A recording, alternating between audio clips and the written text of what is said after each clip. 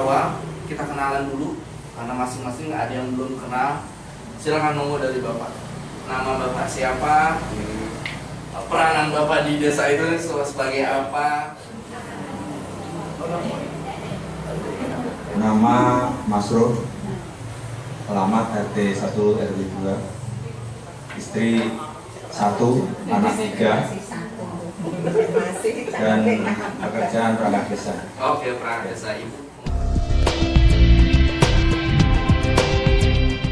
Penyakit atau gangguan kesehatan yang ada, ya? Iya. Ini yang lingkaran-lingkaran ini. Nah, ini yang menjadi pertanyaan dalam 3 hari ini nanti. Apakah perilaku ini memang berhubungan dengan penyakit-penyakit ini enggak ya kira-kira? Iya. Iya. Itu pertanyaan untuk kita diskusikan dalam 3 hari ini. Oke. Berikutnya, ya.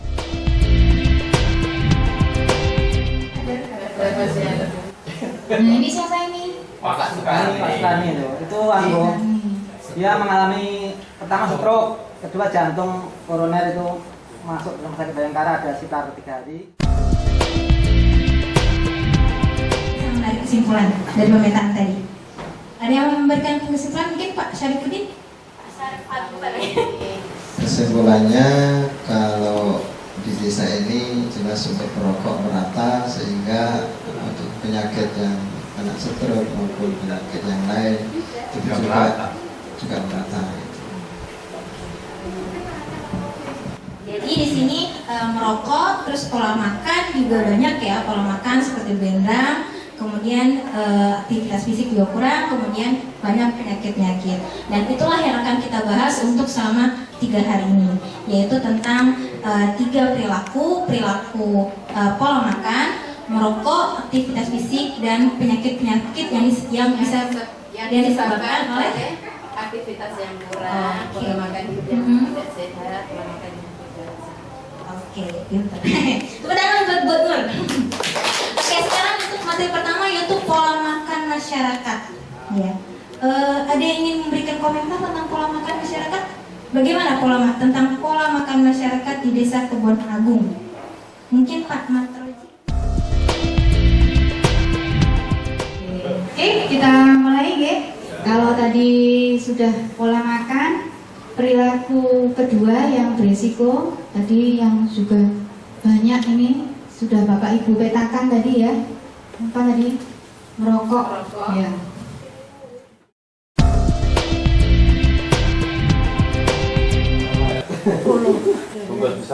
Terus kalau masalah perokok itu memang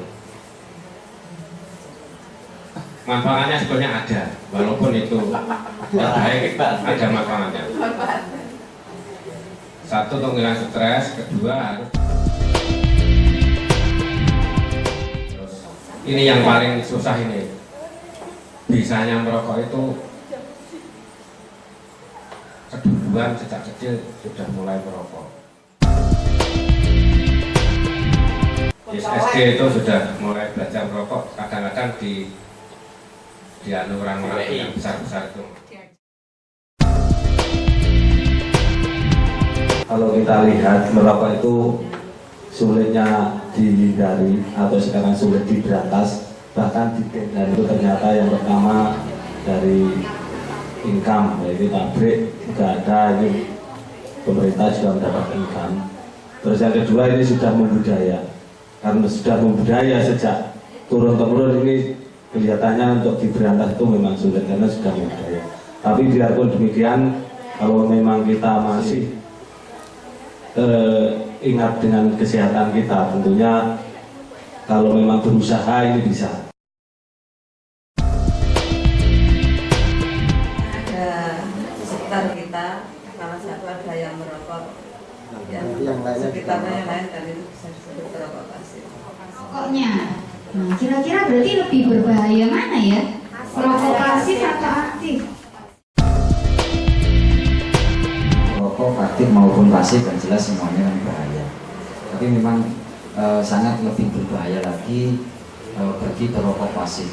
Karena saya tahu bahwasanya saya sendiri ketika di ujungnya rokok jadi asap yang ada di ujungnya yang nyala itu malah lebih pedes. Saya sendiri nggak kuat kata itu kena asap. Jadi walaupun tahu saya juga perokok, sering saya membilangi kepada masyarakat, jadi tatkala menggendong anak kecil, itu jangan sesekali merokok.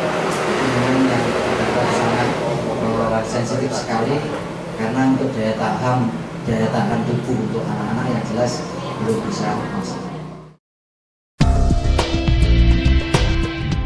Juga dari gambar tadi apa nggak etis kalau nggak nyuguhi rokok nih Pak. Nah sekarang mungkin pilihannya adalah milih dicap pelit atau milih anak-anaknya kena akibat merokok seperti gambar tadi. Ini pengalaman untuk yasinan di rumah saya itu sebenarnya saya kan tidak merokok.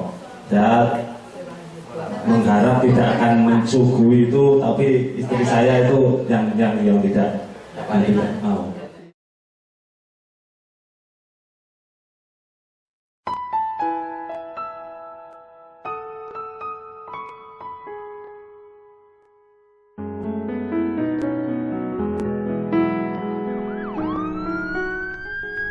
Apakah kamu menunggu seseorang? Ya, aku menunggu ayah ibuku. Saya juga.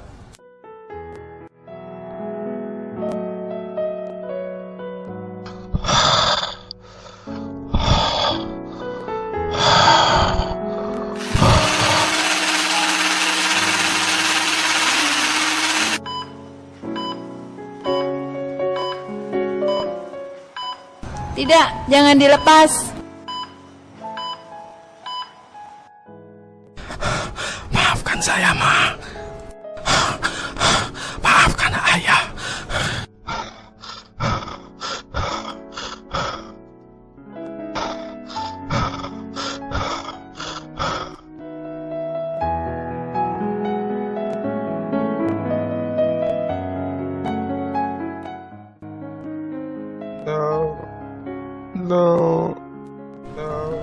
Nak, ibumu memanggil.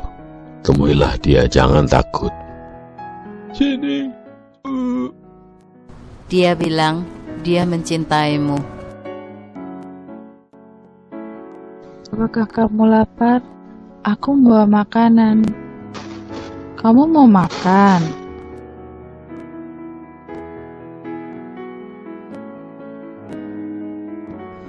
Kakiku sudah tidak ada lagi.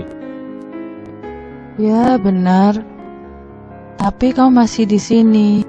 Kita masih beruntung.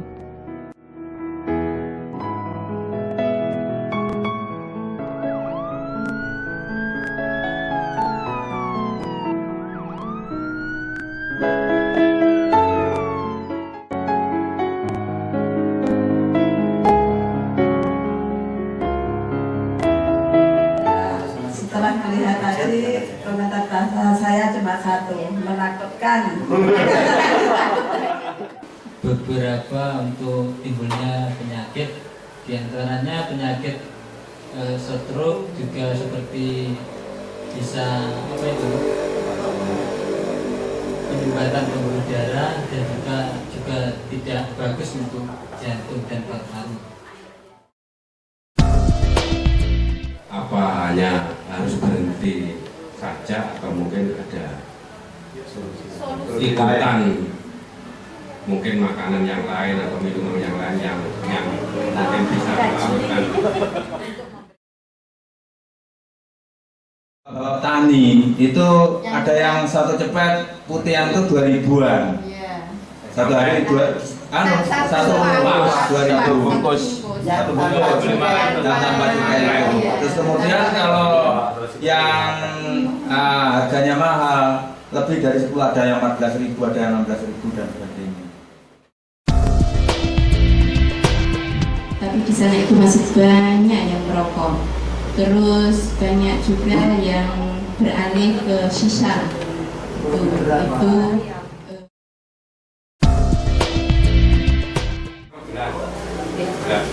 kalau makruh diterima ya, tapi kalau haram tidak makro.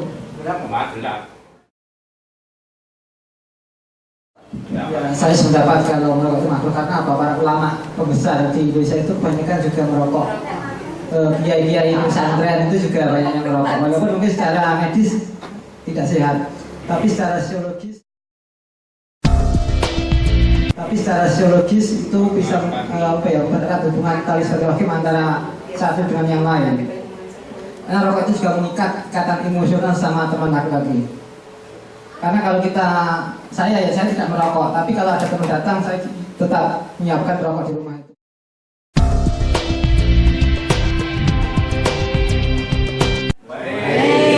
Alhamdulillah. Wah, ini desanya ya maju, ada wirelessnya. Saya baru ini nemu ada wireless di sini loh. Sudah punya 2. Wah, top. Berarti desanya top. Desa apa? Desa Kebon Agung. Top. Ya.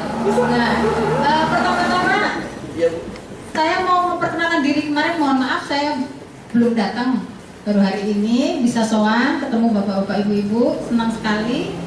Ini lengkap, tadi saya sudah kenalan, ada yang dari ketua BPD, anggota BPD, ketua ketua Pak Lurah, ya Pak Lurah, ada dari kader. Ada dari mana lagi mungkin tadi yang baru datang? Muslimat. Ada dari mana lagi? Ansor. Alhamdulillah Desa Kebon Agung ini saya pikir yang paling lengkap kok. Terus, nah yang saya itu lagi biasanya kalau pertemuan kesehatan itu yang banyak apa? Perempuan. Nah ini baru hebat nih, Desa Kebon Agung yang banyak apa nih? Laki-laki. Alhamdulillah. Bapak-bapaknya berarti di sini hebat juga ya Bu ya, mau ikut berpartisipasi. Kemarin sudah dapat apa saja? Kemarin sudah diskusi apa saja? Jadi saya tekankan sekarang ini di sini kita pertemuan itu bukan saya mau memberi materi indah, tapi kita akan diskusi. Ya kan kemarin diskusi kan? Ya. Jadi justru kita ingin mendapat sesuatu atau pengalaman dari bapak-bapak dan ibu-ibu di sini. Jadi keluarkan pengalamanmu. Nah, gitu. Kita akan belajar, sama-sama belajar, ya. Jadi harus aktif, nggak ada yang nggak ngomong. Semua harus mengeluarkan pendapatnya. Tidak ada pendapat yang salah. Yang salah adalah yang tidak berpendapat, betul, ya. Jadi semua harus berpendapat. Justru kita di sini belajar, ya. Kemudian kemarin juga sudah ada beberapa film. Kemarin film tentang apa yang bapak-bapak nonton? Nah, sekarang saya di sini ingin sedikit setelah bapak-bapak kemarin berdiskusi seharian, ya, terus pulang, ya. Bagaimana perasaan bapak-bapak dan ibu-ibu